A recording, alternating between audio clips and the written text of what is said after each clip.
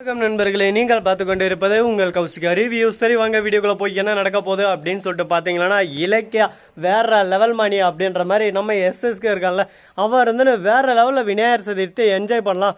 வாக்கார்த்தி இனிமே அந்த தொல்லைங்களை வச்சு நம்ம வச்சுக்கூடாது. விநாயகர் சதுர்த்தியில் எப்படி விநாயகரை வழிபட்டு விநாயகரை லாஸ்ட்டாக கடலில் எட்டுன்னு போய் கரைச்சிடுறோம்ல, அது மாதிரி உங்கள் அண்ணன் கூட இருக்கிற மாதிரி இருந்து உங்கள் அண்ணனை அழிச்சிரு. அவங்க ஒரு ஆஃபர் கொடுத்துருக்காங்க, அந்த ஆஃபரை பயன்படுத்திக்கோ அப்படின்னு சொல்லிட்டு சொல்கிறாங்க.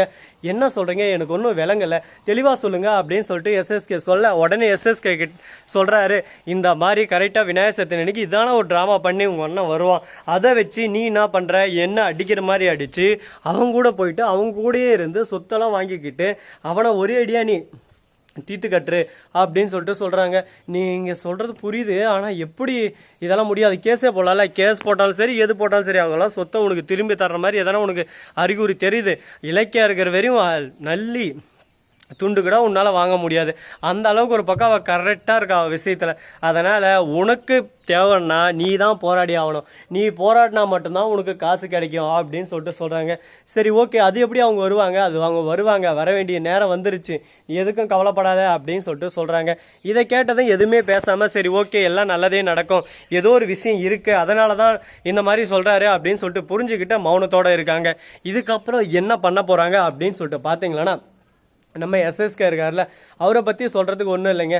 சரியான லோபரு, ஏன்டா இந்த மாதிரி பண்ணுறான் அப்படின்ற மாதிரி தான் இருக்குது.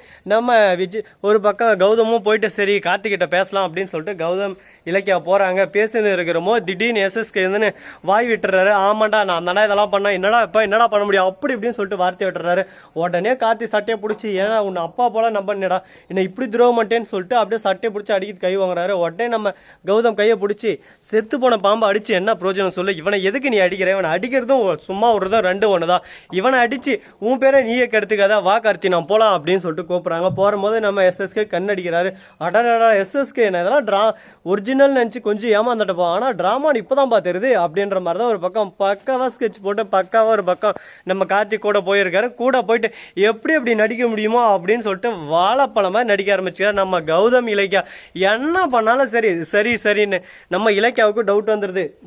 கௌதம் இது சரியா இல்லை, நமக்கு தெரிஞ்சு கார்த்தி எல்லா விஷயத்தையும் தெரிஞ்சுக்கிட்டு அந்த எஸ்எஸ்கே ஏதோ பிளான் பண்ணி தான் அமுச்சு வச்சுக்கிறான். ஏன்னா கார்த்தி அப்போ எல்லாத்துக்கும் ஒன்று தடங்கல் பண்ணுவான். இப்போ அஞ்சலியும் எதுவும் சொல்ல மாட்டேன்னா, கார்த்தி எதுவும் சொல்ல மாட்டான்.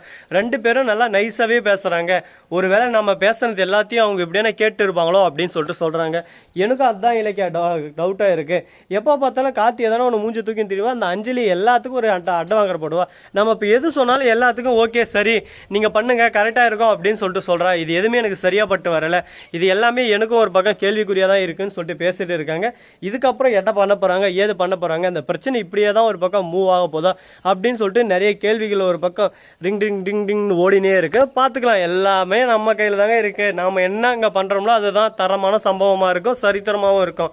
அதை எப்படி நம்ம செயல்படுத்த போறோம் அதுதாங்க முக்கியமான ஒரு விஷயமாவே இருக்கு. பார்ப்போம், எல்லாத்தையும் சிறப்பாக செயல்படுத்தி விட்டுருவோம் அப்படின்னு சொல்லிட்டு ஆசையில் இருக்கும். சரி போனதெல்லாம் போயிடுச்சு, இதுக்கப்புறம் என்ன பண்ண போறோம் ஏது பண்ண போறோம் அப்படின்னு சொல்லிட்டு பார்த்தீங்களன்னா, நம்ம கார்த்தி இருக்காருல, அவர் இருந்துன்னு போயிட்டு இலக்கிய அண்ணி உங்களை நான் அம்மா சாணத்துக்கு வச்சுருந்தேன், ஆனால் அந்த எஸ்எஸ்கே பேச்சு கேட்டு இந்த அளவுக்கு ஒரு பக்கம் மட்டமாக நடத்திட்டா மன்னிச்சிருங்கன்னு சொல்லிட்டு சொல்ல, உடனே நம்ம கௌதம் இருக்காரு, அவர் இருந்துன்னு திடீர்னு ஒரு சர்ப்ரைஸ் எடுத்து கொடுக்குறாரு. கார்த்தி இந்த சொத்து பூராமே உன் பேருக்கு எழுதி வச்சிட்டிங்க, நீ நல்லவனா திரும்பி வந்து அந்த எஸ்எஸ்கேயோட எந்த ஒரு கனெக்ஷன் இல்லையானா உனக்கு சொத்தை கொடுத்துடலான்னு சொல்லிட்டு இலக்கியா சொன்னா, அது போல் எல்லாமே உன் பேருக்கு மாற்றிட்டேன், இந்த டாக்குமெண்ட்டுன்னு கொடுக்குறாங்க. அந்த டாக்குமெண்ட்டை வாங்கிட்டு சைலண்ட்டாகவே இருக்காங்க. போய் செக் பண்ணி பார்த்தா எல்லாமே உண்மைதாங்க, எல்லாமே நம்ம கார்த்தி பேரில் மாதிரி இருக்கு. நான் அவ்வளோதான், அந்த வீட்டை விட்டு கிளம்புறாங்கன்னு சொல்லிட்டு ஒரு பக்கம் நம்ம ஜானகி, மறுபக்கம் இலக்கியா, கௌதம் எல்லாரும் ஒரு பக்கம் கிளம்புறாங்க.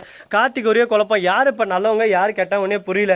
இந்த விஷயத்தை எஸ்எஸ்கே கிட்ட சொன்னது, எஸ்எஸ்கே இருந்து டேய் அவ்வளோ நம்பாதரா அப்படி இப்படின்னு சொல்லிட்டு சொல்லி சரி விடு, வந்த வரைக்கும் லாபம் அடித்து கழுத்தை பிடிச்சி அவளை வெளியே தள்ள ஃபஸ்ட்டு விட்டு இப்போ அந்த சொத்தாலே நீ என்ன பண்ணுறனா, நான் பழி வாங்கணும்னா அதுக்கு நீ பண்ண வேண்டியது அது சொத்தெல்லாம் ஏன் பேருக்கு மாற்றி அதை வச்சு நான் பழி வாங்க முடியாத அளவுக்கு பழி வாங்குறேன்.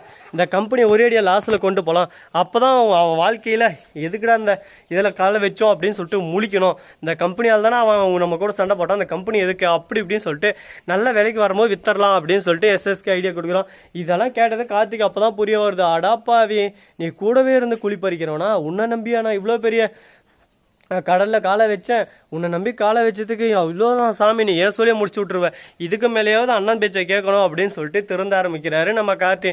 இதுக்கு தான் கார்த்தி சொல்கிறது, என்னதான் நீ இங்கே இருந்தாலும் கொஞ்சமான எதனா ஒன்று கேட்டால் தான் வாழ்க்கையில் ஜெயிக்க முடியும், இல்லைனா ஒரு பிடுங்க முடியாதுன்றதுக்கு இது ஒரு உதாரணமாகவும் எடுத்துக்காட்டாகவும் இருக்குது. இதே ஒரு ஃபஸ்ட்டு அடின்னு சொல்லிட்டு சொல்லலாம். ஸோ நண்பர்களே, இந்த வீடியோ உங்களுக்கு பிடிச்சிருந்தா லைக் பண்ணுங்கள், கமெண்ட் பண்ணுங்கள், ஷேர் பண்ணுங்கள், டிண்டிங் பெல்லை தட்டி விட்டு போங்க. அப்போ தான் நாம போகிற அடுத்தடுத்த வீடியோ உங்களுக்கு உடனுக்குடன் நோட்டிஃபிகேஷனில் வந்து கொண்டே இருக்கும். மிக்க நன்றி. தேங்க்ஸ் ஃபார் வாட்சிங். Tata, see you. நன்றி, வணக்கம், வந்தனம், வருகை தருகை.